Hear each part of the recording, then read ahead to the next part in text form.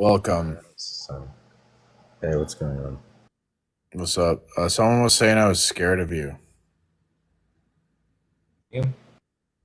Do you think I am? I don't know, maybe. I think that's insane.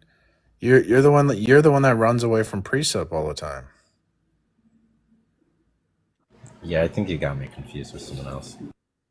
Um, how do you? I mean, like, I've seen you deal with Presupped, and you just like avoid the I argument. only have like 12 minutes before my lunch and time. I'm actually down because I couldn't find anyone else to uh, talk to.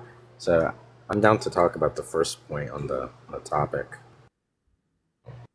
Yeah, the idea is facts aren't neutral. Facts require a narrative that provides a basis for calling something true or false. Do you agree?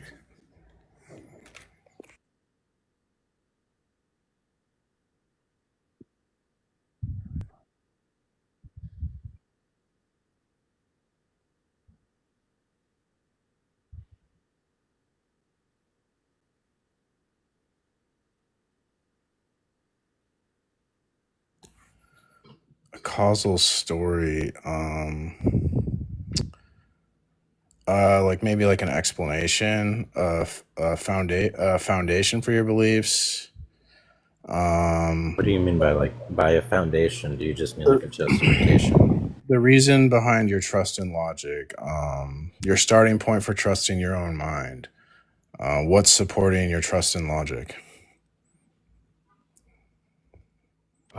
Well, I don't know how that question's a proof for Christianity. So I'm like kind of interested in understanding the argument that Christianity is Well, objectively here true. first we have to establish facts aren't neutral. There has to be a narrative behind the facts, right? Because like when you use logic, it's not the same. Like your story behind your use of logic is not the same as my story, right? Because I think logic Hey, comes from.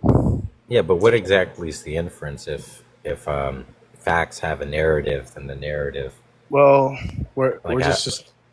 I mean, God, we can't even get past this. I don't know. I'm Do you saying do you, like I want to do you understand the disagree? inference before getting to any of the like each point. What I don't know. I don't understand what you're saying. So, do you disagree that facts are neutral? Do you think? I'm saying I'm trying to like scope out basically like I want to like see the entire like path I'm walking before taking each step. If that makes any sense. I mean, this isn't. It's just the idea is that it's not that complicated. So I'm putting my position on the table. I think the narrative of the Bible makes facts facts. So presumably you don't agree that that narrative makes facts facts, but yet you believe in facts. I would presume. So what narrative makes a fact a fact? Because truth I isn't just. understand this question, but I just want to get clear what the inference is before we kind of dissect each of I these. just explained it to you. So truth isn't just raw data. It lives in a narrative. And without the right narrative, your facts would have no context, right? So we disagree on stories. Wait, maybe here's the sketch I have, and you could correct me. You're saying that facts require a narrative. There's one true narrative. Christianity is the true narrative. Therefore, Christianity is true. Something like that, or yeah, only the Christian narrative revealed by God in scripture actually explains like why truth has meaning, why logic works, and why morality matters. I'm still not entirely clear what it means to say that facts have a narrative. Is that saying there's like a causal story behind any given fact we can like consider? You can't make sense of facts, logic, or morality without a narrative that explains like where they come from and why they matter. Like You say explanation. you can't make sense of them. That's something cognitive, like cognitively like Explanation. una- Talking about explanations. Oh, so you're saying I can't explain facts? Yeah. Well, you need a narrative Are to you? explain facts. But well, I'm not. Where I'm kind of like hung up on is what the narrative talk there means. Yeah, I know, because you don't. This is your way of deflecting from the argument. I get it. So I don't know. I don't know how to I'm make trying to it. understand. It's kind of hard. It's kind of weird that you can't understand Well, this. I'm Right? working with you I to literally offer like designed. I interpretation. designed this for like remedial people, such like slow people such as yourself. So a narrative that provides I get that, and I appreciate that. I'm yeah, saying by right. So narrative. a narrative that provides a foundation for your beliefs, or holds up your belief that logic even works, or the reason behind your trust in logic, or your basis for calling something true or false, or your starting point for trusting your own mind, or what's supporting your trust in No, logic. yeah, I get these. I'm understanding you to be Oh my saying that God. like Christianity offers the narrative for those things. What I'm still unclear is what exactly does it mean to say Christianity offers a narrative for those things. That like the Christian God can ground logic, for example, or ground contingent reality. When you say like this, okay, so when you say like there's a narrative for facts, you're saying that the proposition Christianity is true. That by narrative, you mean like the Christian narrative like grounds those facts? It explains facts. The Christian God is the presupposition that makes a fact true. So I'm asking, like, if the Christian God doesn't make a fact true, because that's your claim, I'm assuming. If you don't believe in the Christian God, then you Wait, don't believe make Christian God makes facts true. So you must believe something else makes a fact true, right? by makes facts true. You're talking about a truth theory, or are you saying like your I'm talking about the justification narrative that to provides a believe a fact foundation. is I'm talking about the narrative that provides a foundation for your basis of saying like something is true or false. provides a. But what is the by foundation? You mean justification for the belief Explanation. No, I'm in some talking about given the thing. No, I'm not talking about. I'm talking about the explanation. In philosophy, an explanation is something that allows you to predict the future and account for how you predict that way. So, like, you predict in the future, like, logic is going to be consistent, right? So, what allows you to, um, predict the consistency of logic? What accounts for that? What explains that? Well, if you're just like requesting an explanation, I don't see how not offering an explanation is somehow like putting me in any bad position. Oh, that would be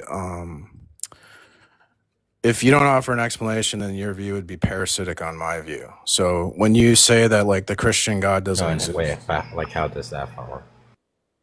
because like you're swinging a logic sword at the Christian God, but the Christian God created that logic sword.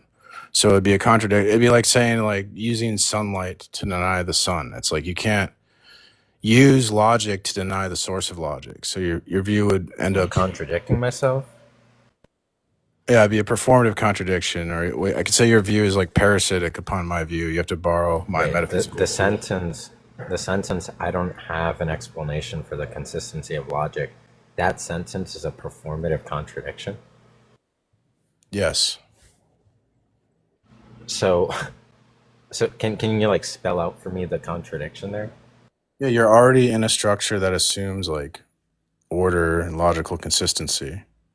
And then you deny that, which makes A performative contradiction is when like you, in order to like make some given utterance, that the contents of the utterance itself require like imagine I uttered like I can't speak English, right? That's a performative contradiction where the contents of the utterance itself is using like a type of English like scheme.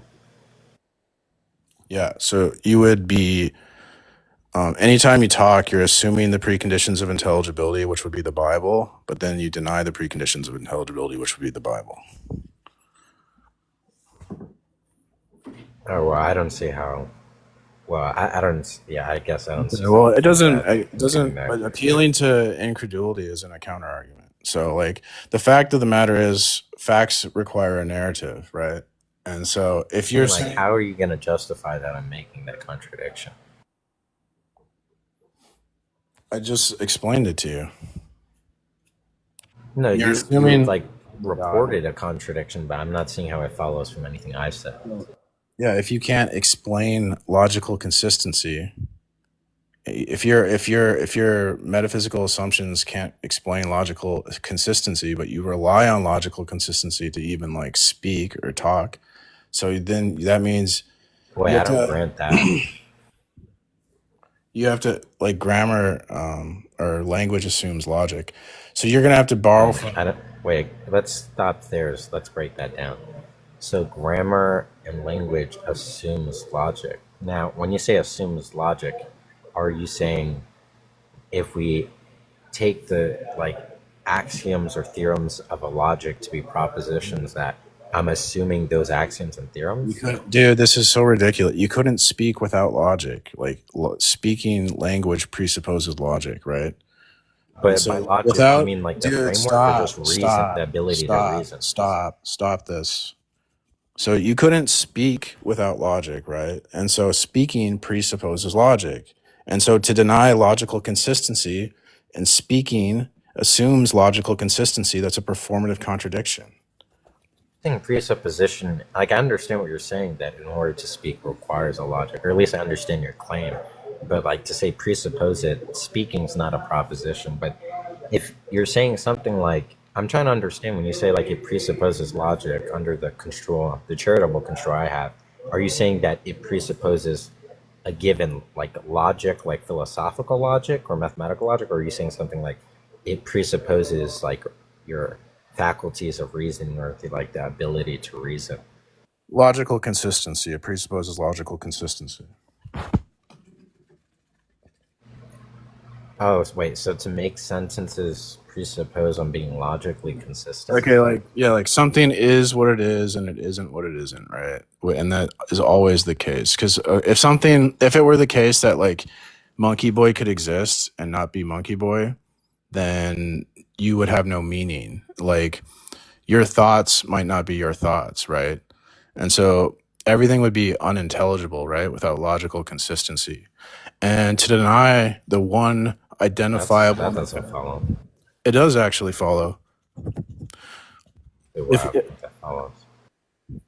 Because if you can And exist, by follows, maybe you mean it's implied, but by follows, I mean it's like not logically entailed.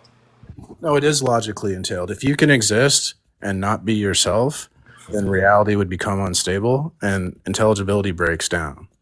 And so you're Saying that if contradictions are true of the world, that there's no intelligibility in I'm the not world. talking about contradictions, sir. I'm talking about the law of identity. Something has to exist as it is, and it isn't what it isn't. If something can exist and not be itself, intelligibility would break down, right? And so you're going to have to account for this in your narrative, your metaphysics, right? In the Christian metaphysics, in our narrative, we can account for this because we have the absolute identity statement that Jesus Christ made about himself. And it's anchored not just in a book, but a physical person. So I'm not just appealing to something that's intangible, right? So I have a coherent like system narrative that explains facts, where your narrative would make facts impossible. I think my view makes facts logically impossible.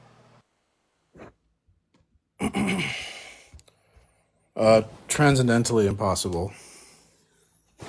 What's like the analysis of transcendentally possible? It's necessary for experience.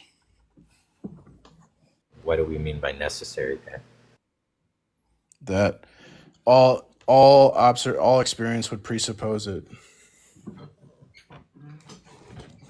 You just mean, well, that just sounds like that's saying the same thing. I'm not really like what, like under what conditions is it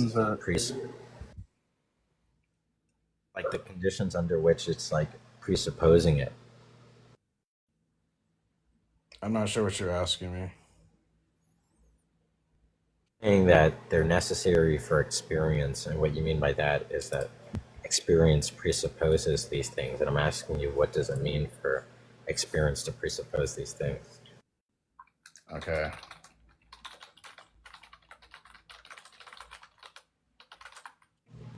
I can try and talk maybe a bit longer. I mean, my lunch finished. I So don't get too we say, excited. I'll try and maybe come back later, but I'll see yeah, if I can no stay one for a bit cares. more. No one cares. So when we say experience presupposes certain things, we mean that in order for your experience to be intelligible, to make sense at all, it already assumes deeper realities like logic. You assume contradictions aren't true. Moral categories, you assume some things are really wrong. Meaning, you assume your thoughts and words mean something. You can be a Uniformity, deadly atheist and you accept that. expect the world to behave consistently. Trustworthy minds, you assume your senses and reasoning aren't lying, right? So experience isn't neutral, it rides on invisible rails. Logic, Yeah, I meaning, mean, I agree. My senses aren't and lying because they're not agents those that you can rely rails, on and those don't say rails, apparently. those rails, those rails presuppose God. So without those preconditions, your experience would just be raw chaos, sensation without This isn't interpretation. even fair. I don't have a script to read myself. Oh, it's not fair. I feel so bad. Are you oppressed? Is someone oppressing you? Guys, Dang, I donate. need to like get my Oh, own script so it's he's fair. oppressed. Oh, you are oppressed. Oh, it's not fair. I'm so.